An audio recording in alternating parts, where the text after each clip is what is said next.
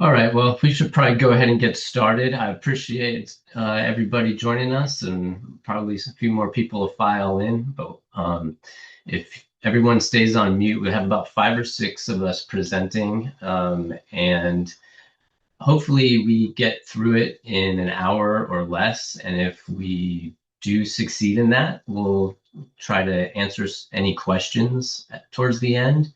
If you want to uh, adds questions in the chat, I think that would be best. And if we can get to them, we will. If we can't, we'll maybe follow up with them offline via email or another method afterwards. So, hi, my name is Jason Pym. I'm now the board president of Calusa Waterkeeper. And tonight we're just going to have our an annual business meeting and kind of tell you about our plans and priorities and progress, and give you some insight into everything that's going on because it's a lot and it's so much that it's hard to communicate about sometimes. We're going to start with kind of our foundational principles, our mission to protect and restore the Caloosahatchee from Lake O to the coastal waters, our vision of clean, safe, accessible waters that sustain Southwest Florida's communities, quality of life, economy, and the natural ecosystems.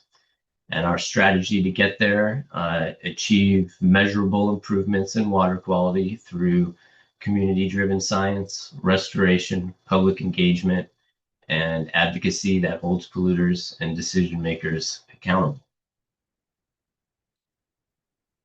Uh, Currently, we have a full board of 13 board members. That's as many as our current bylaws allow. This is a group of exceptionally passionate people, engaged volunteers and leaders.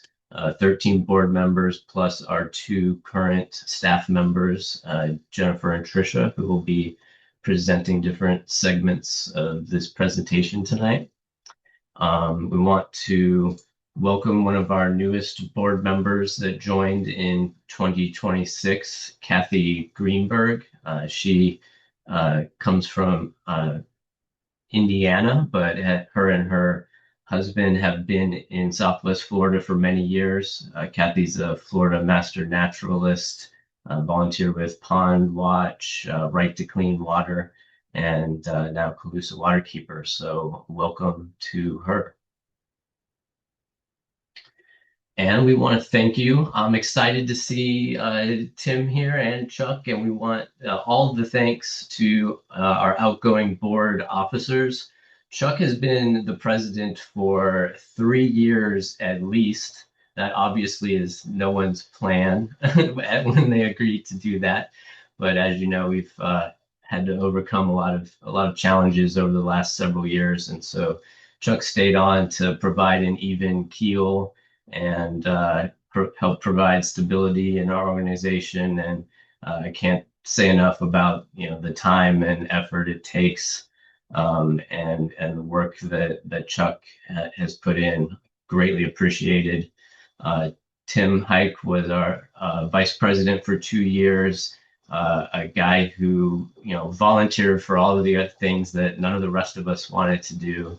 I'm very appreciative of how Tim served, and he stepped off the board earlier this year to focus on family and business endeavors. And we thank him, and that's the seat that opened up that Kathy has filled.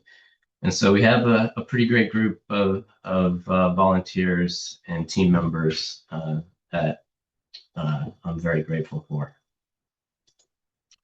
And that leads us to our current board officers for the coming cycle. Each time the board elects our four officers internally from the board, and I'll be serving as the president. Amanda Zerzow is stepping up to be the vice president, and Nikki has been the treasurer for 3, maybe 4 years.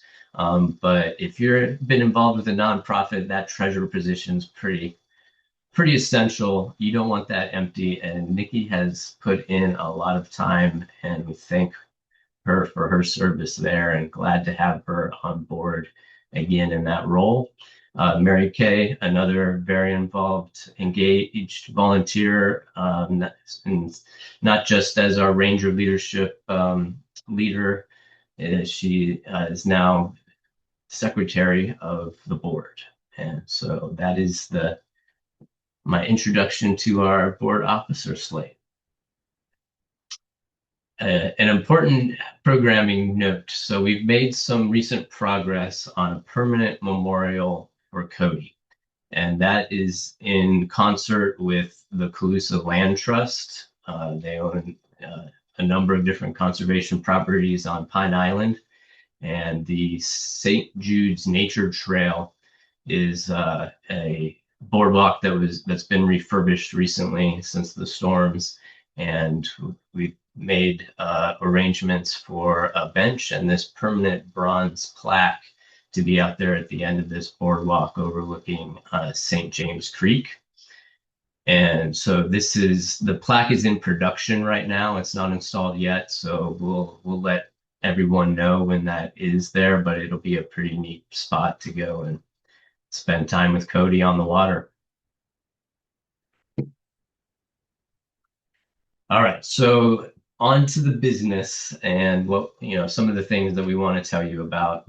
Over the last several years, we've been publishing an annual plan on our website, and we share that in email, etc. And this past year for 2026, we also did a briefer summary document, this priorities document that just kind of is a little more concise. We trying to fit it onto 1 or 2 pages instead of 3 or 4 for the public. So you can review that at this URL on our website. But everything kind of falls into 6 pillars. Our scientific monitoring, exploring the intersection of water quality and human health, encouraging citizen science and community outreach, which informs our advocacy and policy voices, and always working towards developing and building on partnerships and collaboration in the community and throughout the state. Hopefully everybody looks pretty familiar on this call. You know our impact programs already, but we'll be talking about each in some more detail here in the next few minutes. They're the ADAM, the aerosolized toxin research, fecal bacteria monitoring, vertical oyster gardens, Eyes on Seagrass, the Ranger Academy, and advocacy. So I'm going to kick off with the most technical one, but hopefully you've seen in the news, we touched some really important milestones recently, but the basics of our aerosolized toxin research is this unit we built in 2021. Our volunteers built, along with John, the Waterkeeper, the ADAM kit, and that is designed to look for toxins produced by harmful algal blooms in the air. There's a lot of science on how, what the risks and exposure are towards for the toxins in water, but not so much science on air. And that was something that was asked a lot in our community during the worst bloom in 2018 on how this is affecting the air we breathe.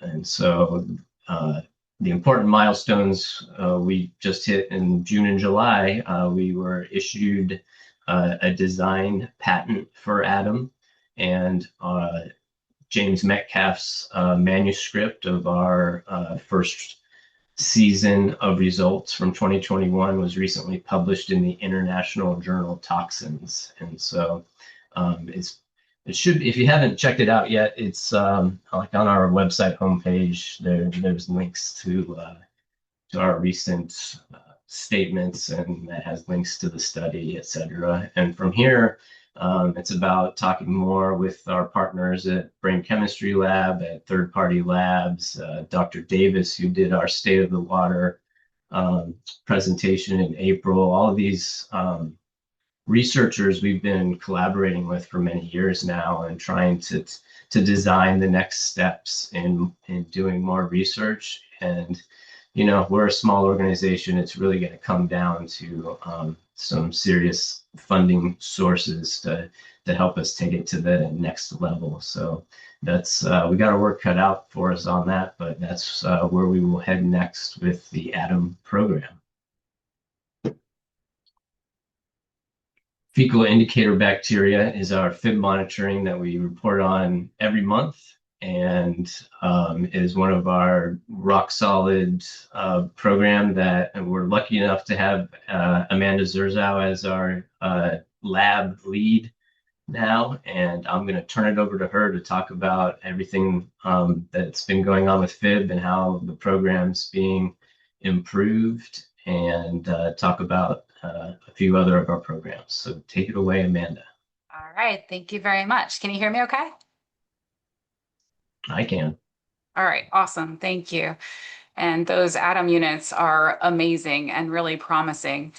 And so with the fecal indicator bacteria program, or FIB, this is one of Calusa Waterkeeper's longest standing and very strong and most direct public health monitoring efforts. So each month we have trained ranger volunteers collect samples at up to 30 sites across our watershed. In the lab, we test for Enterococcus, which is the gold standard indicator bacteria for marine and brackish recreational waters. This summer, we expanded the program by adding E. coli testing, which strengthens our ability to evaluate freshwater sites and gives us an even more complete picture of the water quality across the watershed. So the fecal indicator bacteria, they're really valuable warning signals. So they're not necessarily the pathogens themselves, but they help us identify where water contact risk might be elevated and where follow-up testing is important. So that really matters for everyone who swims, paddles, fishes, or simply enjoys the waterways. And this year we've built on this already really well-established program by refining what sites we select to test, strengthening the laboratory quality control procedures, standardizing the volunteer sign-up process, and developing the GIS dashboard. And all of these improvements make the program even more consistent, transparent, and really useful over time. And of course, all this work is powered by not me, but incredible volunteers. We have scientific professionals, college students, longtime rangers, and community members who all bring their own knowledge and commitment to this work. And that's one of the things I love most about Calusa Waterkeeper. So in building on that, if we look at Manuel's branch, this is a strong example, when we go to the next slide here, why sustained monitoring really matters. Our repeated sampling document important patterns over time and help support coordination with FDP, City of Fort Myers, all really, really important. So here on this slide, we see a very clear example of the science to action model in practice. So looking at this slide, we see through sustained monitoring, Calusa Waterkeeper documented persistently elevated fecal indicator bacteria in this urban creek. It wasn't just one unusual sample, it was a consistent pattern that provide a really strong basis for this further attention. And this supported a 2-year investigation, which found evidence consistent with human source fecal contamination.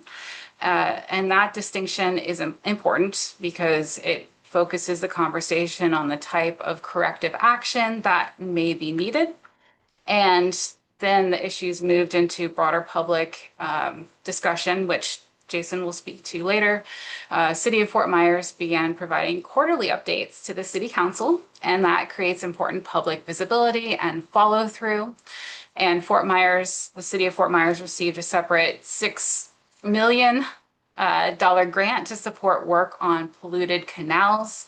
And what that is, it's a meaningful momentum in the right direction.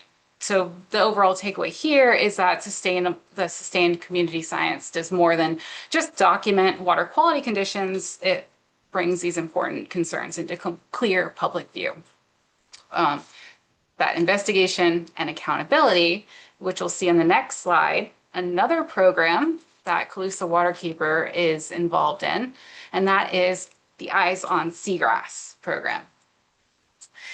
And so this is an example of volunteers at their best. We have Calusa Waterkeeper at its best, trained volunteers, and strong scientific partnerships that really care deeply about our local waterways. And yes, that is me there in the photo measuring seagrass blade height underwater. And that's definitely one of the most fun ways to collect environmental data. So Calusa Waterkeeper, working with the University of Florida's Florida Sea Grant, our ranger volunteers survey approximately 27 sites across Matlacha Pass, San Carlos Bay, and Estero Bay. And at each site, teams document whether seagrass are present and assess the conditions of the habitat. Seagrass is incredibly important to Southwest Florida. It provides habitat and nursery areas for fish and other marine life, helps stabilize sediments, and supports the overall health of our estuaries. And because seagrass responds to water quality and environmental conditions over time, it can also tell us a great deal about the health of the waterway. So one survey alone doesn't ever answer every question, but when this work is repeated every year, we have both a spring survey and a summer survey. It builds this really big, clearer picture. That is, where are seagrass beds stable? Where are the conditions changing? And where should we be paying closer attention to? And so that information can support natural resource managers and help guide future assessments and decision. And this program also gives community members a direct and really meaningful role in protecting the waters and habitats we really depend on.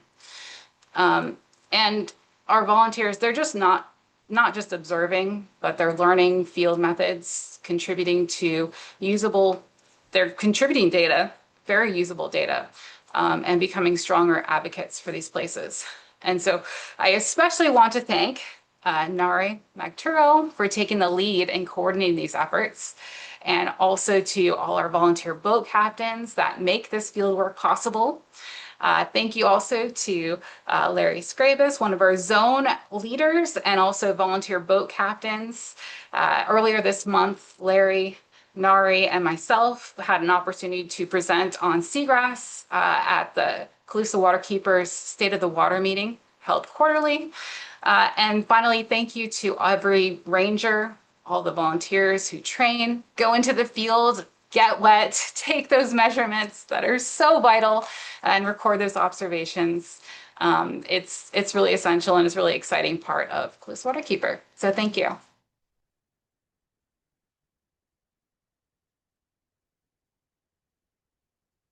Hi, I'm Mary Kay, and I'm going to be talking a little bit about the Ranger program and a couple of aspects of it. I think one of our fundamental parts of the Calusa Waterkeeper has been the Ranger program.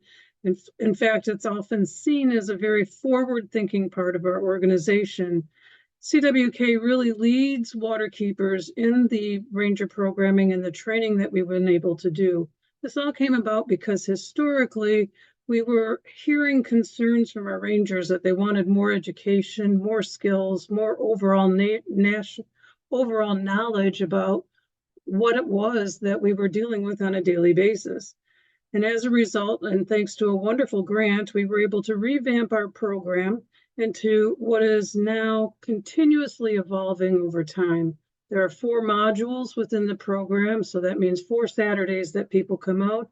It includes also field study portions with each of the modules that are present except for the orientation. The orientation is a very short program. It focuses on who CWK is and what role somebody who comes in as a ranger would play within that. The advocacy program focuses on laws and regulations and how these laws and regulations affect our watershed and what you as an individual can do as part of that.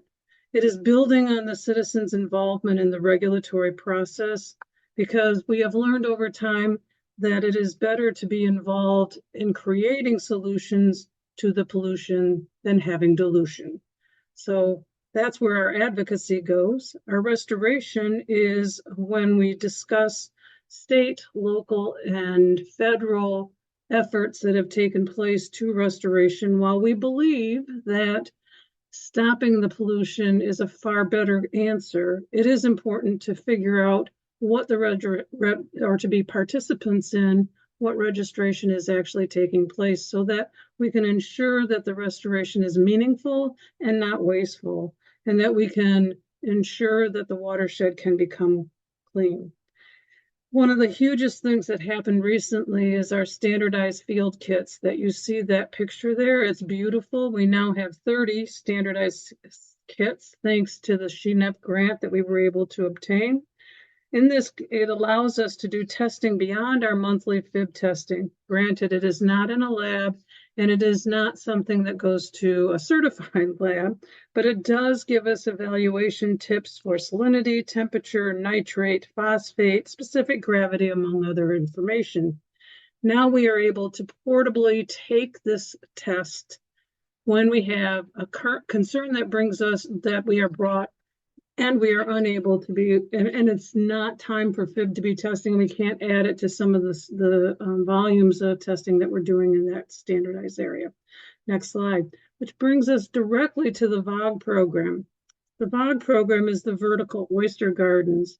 This has been one of our huge community outreach where we're looking to educate, involve, and teach people about the value of oysters, what they can do for us, and in doing it in a way that has fun.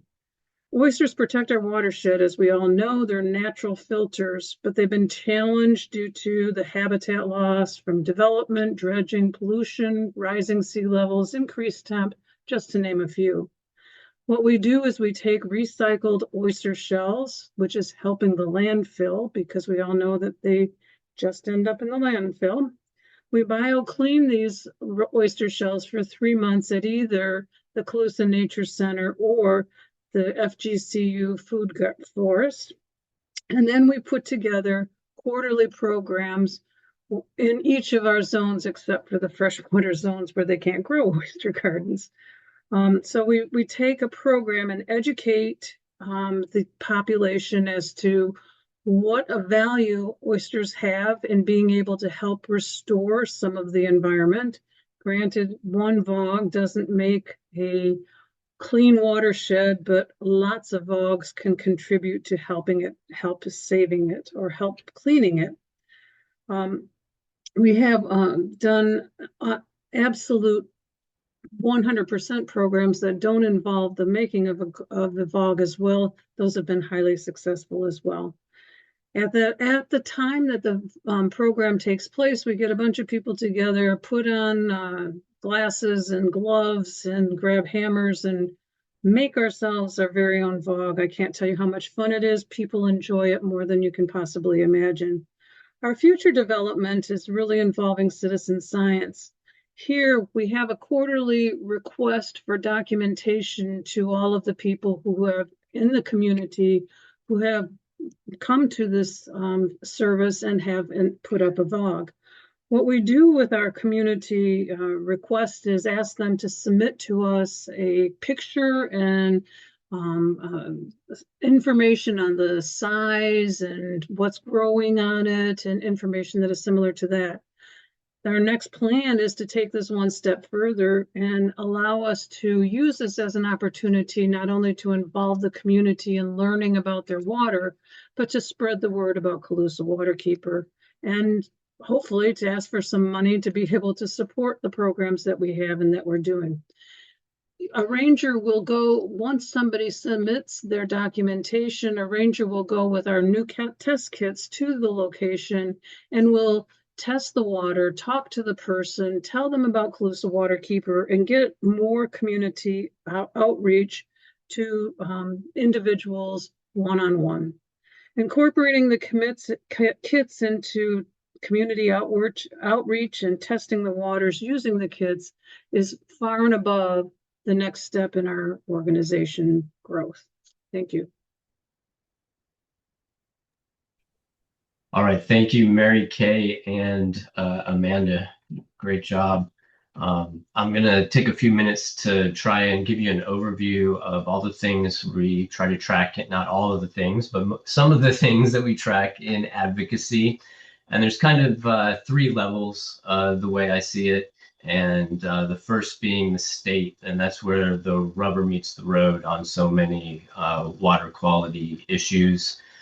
We spend a lot of time in back and forth with the Department of Environmental Protection, the Department of Health, the Water Management District, et cetera, all state agencies on issues like the Everglades West Coast bacteria, TMDL, which is also the pilot for the whole state, the triennial and biennial assessments, sound really mundane and technical, and they are, but they're very important. The assessments are how impairments are, the impairment lists are made. And we specifically in that process made several requests of FDEP for certain water bodies like Malachey Pass, Manuel's Branch, Billy's Creek, the Caloosahatchee, Okeechobee, and Everglades West Coast are the three major basin management action plans in our territory. And we engage each year on those updates for the BMAPs and watching those. And interestingly, for the Caloosahatchee, a huge component of change in that is going to be the C43 reservoir, which is completed but not operating. We've been spending some time trying to learn more about the operational status and the permitting process there. For several years, we've been watching MS4 compliance locally, and that's primarily concerns over stormwater in our urban communities. And then locally, obviously, no shortage of issues. We talked about Manuel's Branch. That's obvious for the last 3 years or so been one of our banner local projects. Also have like June on our advocacy committee has been watching the Florida notifications for spills and pollution alerts very closely for a number of years. And unfortunately, that was punctuated in July here by the worst wastewater spill I think we've had in Lee County and in our territory that I'm aware of at the LaBelle wastewater plant. So we've been engaged in that and watching the responses between DEP and the utilities there. So many development issues, obviously, in all of Florida, but kind of some different hotspots: the Northwest Cape, Seven Islands, Northwest Cut, Dreams, Malachey, dredging, all things that are on our radar right now, as is the mouth of the Caloosahatchee and the sawfish critical habitat at Glover's Bight and Iona Shores, Eden Oak, Redfish Point, all these developments that could impact some of this remaining natural mangrove coastal habitat. Fortunately, there's some good news there. The Redfish Point rezoning was withdrawn earlier this year in Cape Coral. It doesn't necessarily mean it go completely away, but it's at least not on the table right now. At Cattle Dock Point is right directly adjacent to that Redfish Point site was actually acquired for conservation by a private entity in the last month or two. Not a public conservation acquisition, but good news nonetheless. So we're always looking at for advocating for potential conservation acquisitions that would obviously be good for water quality and environmental impact. And unfortunately, there's a lot of CDDs that are going to be coming into fruition here, it seems, in Cape Coral and East Lee County. So that's something we will be involved with and watching. Real quick, just to give you some stuff that kind of happens, I guess, behind the scenes, a lot of collaboration with Waterkeepers Florida weekly. We're currently working on a data centers position statement that will be published soon. There's a suit against the EPA for human health criteria rulemaking. That's kind of been a confidential state right now, but probably be some news on that in the coming months. Waterkeeper Alliance, we're always collaborating on getting in public comment and advocacy and campaigns on Clean Water Act, Endangered Species Act, Waters of the U.S., plastics, PFAS, and as you know, the list goes on. But that's my very quick overview of some of the important advocacy issues. And now I'm going to turn it over to Trisha, who is our day-to-day keeps everything together director of operations. Thank you, Jason. Hi, everyone. Again, I'm Trisha Santucci, and I am the Calusa Waterkeeper's Director of Operations. And I'm going to share with you today how we've been going about building capacity across the organization. We're going to take a look at the primary 3 pillars that we've been focused on for most of this year. So first up, strategy and operations. You can go to the next slide, Jason, please. I think Jason mentioned earlier in the call, we have our annual plan and our priorities. Those are published out on our website. And we have been focusing a lot of our efforts on the impact programs that align to that plan and to our priorities. We, in the operations space, focus on supporting those impact programs with a lot of the behind the scenes work that happens. There is a lot of prep and coordination that goes into being able to deliver all of our programs, whether it's ADAM or FIB or Eyes on Seagrass.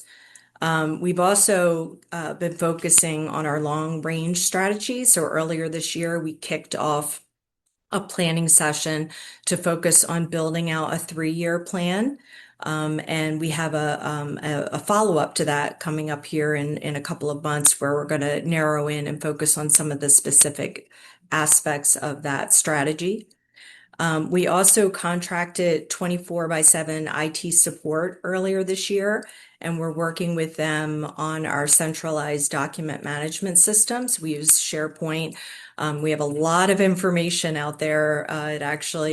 Most of what we do is the documentation is out in our SharePoint. And so we're looking at ways that we can better organize that, come up with some dashboard reporting, and be able to give additional visibility to others across the organization, our volunteers, and even a dashboard that will provide insight and visibility for external resources as well. From a leadership and governance perspective, we've spent some time looking at succession planning for the board, the executive committee, as well as our individual committee chairs. And Jason started out the meeting talking about some of the changes that we saw there. There's some work that goes into that as well around, we have a board orientation packet. We provide some upfront training as new members join the board, and we've kind of been refining that packet and giving our resources the tools that they need to be successful in their roles. From an advisory council perspective, we have been working to look at ways that we can better utilize those folks. And so we're working towards using our quarterly meeting with them to propose a certain opportunity, or specific, I should say, opportunity or challenge where we can get some guidance and advice from them and really be able to make some positive changes across the organization. From a governance perspective on our policies and procedures, there's a lot of work that has went into this past year, looking at identifying where we might have gaps in our policies and then building out, documenting those policies. We've looked at, I would say, well over 20 policies that we've either formally documented or updated and then introduced out to the staff and the volunteers. And along with that, we look very closely at all of our critical operational processes and where we can standardize and document standard operating procedures to go along with that. And then we're continuously evaluating and reviewing those as we see changes across the organization. From a communications and marketing perspective, so we do have a communications committee that meets on a regular basis. We meet monthly, and we look at reviewing communication plans, and we strategize on building out marketing plans and improving our internal and external messaging. We did relaunch our merchandise store earlier this year. So if you've not went out to our website and taken a look at that, we've got some great gear. You might want to check that out. There is a link to that on our website. And then the community outreach piece is a large part of what we're doing. And that includes all kinds of events, everything from tabling to speaking engagements to the VOG workshops that Mary Kay spoke about earlier. So we're looking to put consistent and standard processes around those things, how we execute them, how we engage the community, and just, that general sharing of information. We've been ramping up what we're doing out in our social media space and what we share on our website as well. So just some numbers to share with you quickly. Some of this falls under the capacity towers or pillars that we just spoke about. So pollution reporting and responses. We have a lot of requests coming in through our central mailbox, our central phone line, reporting different pollution or water quality concerns. And so responding to those and sending our ranger volunteers out into the field to do ad hoc sampling. We've responded to quite a few. So this is just so far this year. Media engagement, interviews, and press releases. So depending on what's going on at any given time, this can be a very busy area. We have multiple news outlets and publications that reach out to us on a frequent basis to give comment or to give interviews or to share our expertise on stories that they're writing. From an advocacy and policy actions perspective, this would include sign-ons. We do quite a few sign-ons with the Waterkeeper Alliance, which Jason spoke about earlier, but really with other local organizations as well to help support and drive change for advocacy and policy. Our volunteer hours, we are a very small staff. So there are only 2 of us right now. And then when we have a waterkeeper, there will be 3. So we rely very heavily on the volunteers, both our ranger volunteers and also community volunteers. We have a lot of folks reach out to us wanting to help and in any way that they can and volunteer. So far, we're reporting over 5,000 hours of volunteer work across maybe the last year and a half. And then community outreach, I already spoke about this a little bit. We do tabling, getting out in front of the community and sharing the work that we do, engaging folks, hearing from them. Speaking engagements, we are often asked to come speak to local groups or organizations about what we do. Sometimes they want to hear about a specific topic, but we have a lot of outreach where we are able to get in front of these groups, and we usually walk away with a bunch of new members to the organization. And so just a quick update on the Waterkeeper search. So you may be aware that we are in search of a new Waterkeeper. We have a Waterkeeper search committee, a small group of us that come together on a weekly basis. We did some upfront work to build a solid framework around the hiring process. So we kind of redefined the criteria of what we were looking for in a waterkeeper. We updated and developed a comprehensive job description. And then we are approaching this in more of a structured interview approach using this new framework that we have in place. We opened up the application process on July 3rd. We've had a healthy response to that. We're working through the process. So we've already completed a first round of interviews. And now we're looking to move forward with second round interviews. We are continuing to see some applications come in, so we're evaluating those as well.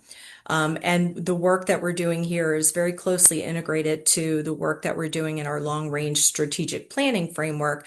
And then when we are able to bring a new waterkeeper in, they will be able to plug into that, and we'll make whatever adjustments we need to that long-range planning. But the process is going well, and hopefully in the near future, you'll hear back from us that we're able to announce our new waterkeeper.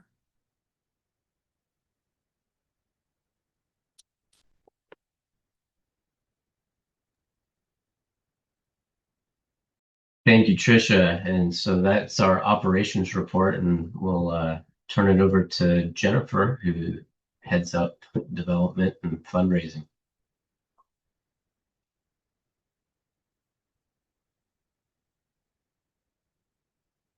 I think you're muted right now, Jen.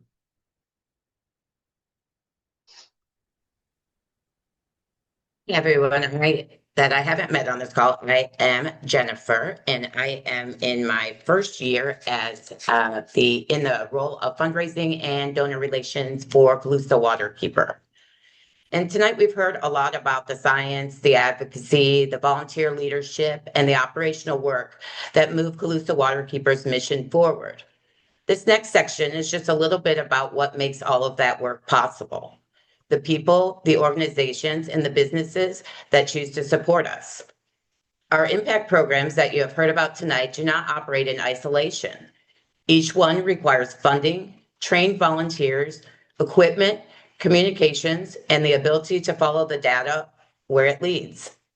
That's why fundraising is not separate from our mission. It's actually the fuel behind the mission. Every membership, sponsorship, grant, event ticket, and donation helps us put science into the field, information into our community, and advocacy into action. One of those supporting factors are our community partnerships. These partnerships extend our reach and allow Calusa Waterkeeper to accomplish more than we ever could on our own. This year, the Coastal and Heartland National Estuary Partnership supported the expansion of our ranger field capacity, including the standardized sampling kits that you saw earlier. That will allow our volunteers to collect more consistent and reportable observations. Iona Hope Thrift Store, the Collaboratory, the Charitable Foundation of the Islands, and the Calusa Nature Center represent the kind of community relationships that connect our mission to broader philanthropic, educational, environmental networks. Our partnerships often take on more creative forms. The annual tarpon fly fishing tournament connects anglers with the waters that they care about. Chubby Mermaid Brewing and our Taps Flow H2O collaboration with Swamp Cat Brewing Company create approachable ways for folks to learn about Calusa Waterkeeper while supporting our mission. These relationships introduce us to new audiences and help to turn community awareness into long-term engagement. The important point is that a partnership is way more than just a logo exchange.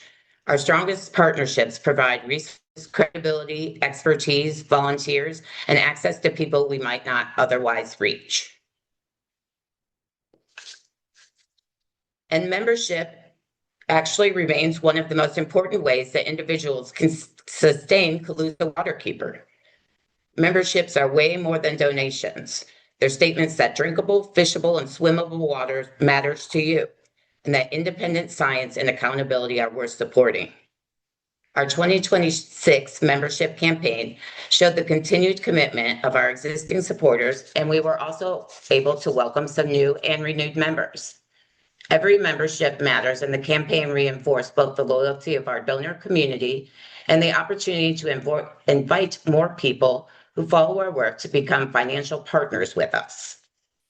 Membership support is especially valuable because it is flexible. It can help cover practical costs that restricted grants sometimes do not, such as laboratory expenses, sampling supplies, volunteer coordination, and educational materials. As members, you can also help demonstrate that Calusa Waterkeeper has a committed constituency. When we speak to agencies, elected officials, funders, and community leaders, we are not speaking only as an organization. We are speaking with the support of people throughout Southwest Florida who expect credible science, transparency, and action.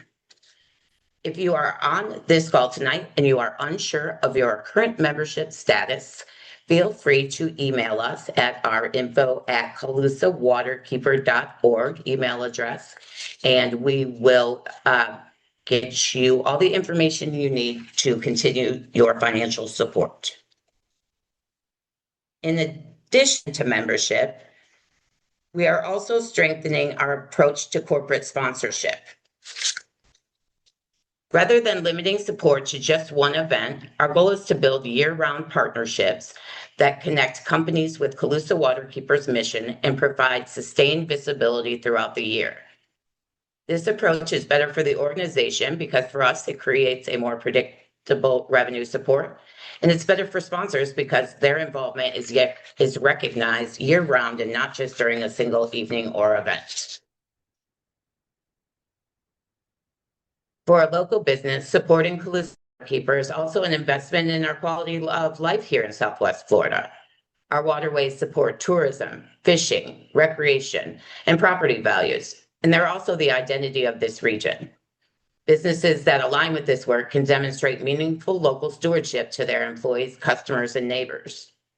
And now that we have updated sponsorship materials in place, introductions from our members and supporters will be essential in growing this support. A warm connection to a business owner or a corporate decision maker is often the first step towards a lasting partnership. We also had some recent events that showed different ways people engage with Calusa Waterkeeper.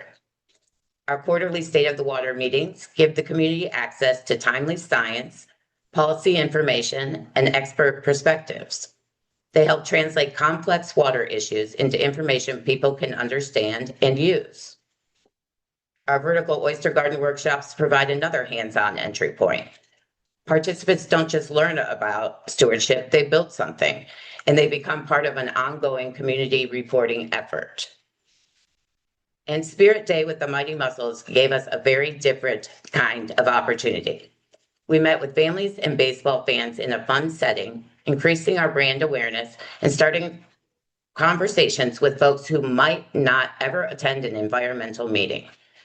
Each format serves a different audience, but together they expand our network and create pathways from awareness to participation, membership, and advocacy. We have several upcoming opportunities ahead to stay involved. We have Taps Flow for H2O, our annual Water Quality Awareness Month event this year that will be held on August 8th, beginning at noon at Swamp Cat Brewery in Fort Myers. It combines community, local business partnerships, and fundraising in a very relaxed setting. It's an opportunity to bring a friend who might be curious about Calusa Waterkeeper, but maybe has not attended one of our events. I would urge everyone to come out and try the debut of our 2026 Calusa Crusader collaboration brew and enjoy food specials, hourly raffles, and live music. We also have the Fall Ranger Academy, which begins on September 12th and offers a deeper path into service. This academy isn't just an orientation. It prepares volunteers to recognize issues, document conditions, communicate effectively, and participate confidently in monitoring and advocacy. We also have a State of the Water meeting on October 11th, followed by our annual membership event on October 17th. Please watch our website, email, and social media for details and help us extend the invitation. Your attendance definitely matters, but personal invitations can help it matter even more. When you bring one friend, share our post, or make an introduction, it can be the beginning of a new member, volunteer, or community partner. All of these opportunities, partnerships, memberships, sponsorships, and events lead back to our same goal: to build the capacity to protect our waterways with credible science, engaged citizens, and effective advocacy.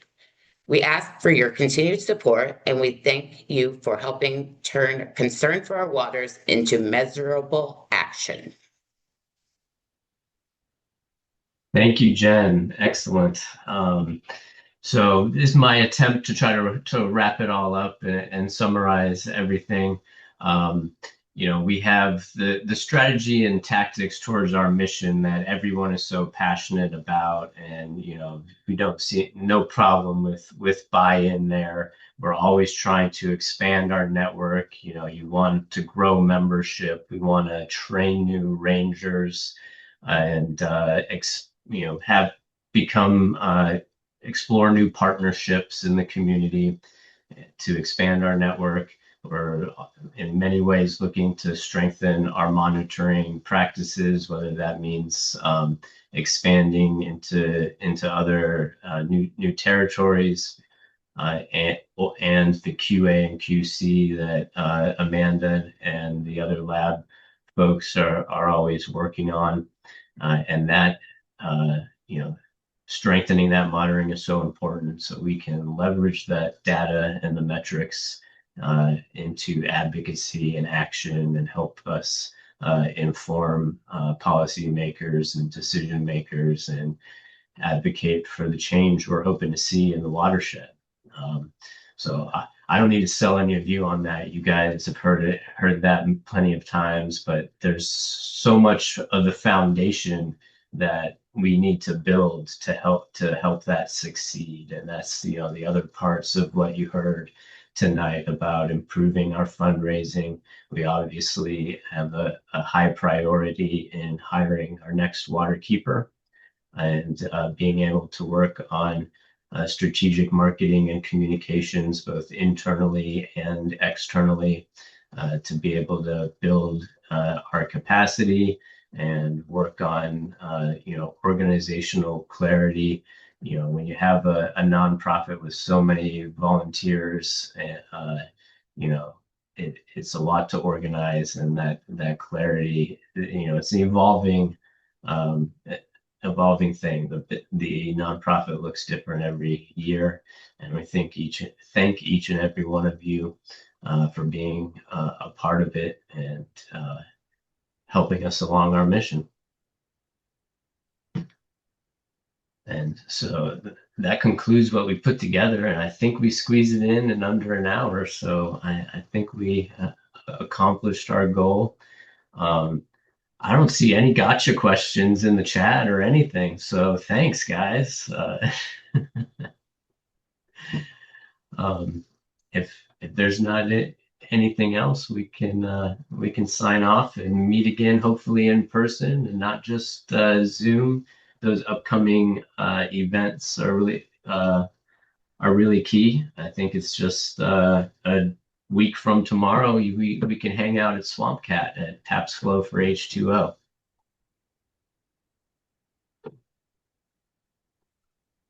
So I thank each and every one of you for coming. Appreciate seeing members, board members, advisory council members, and people in the community. We appreciate each and every one of you. Thank you.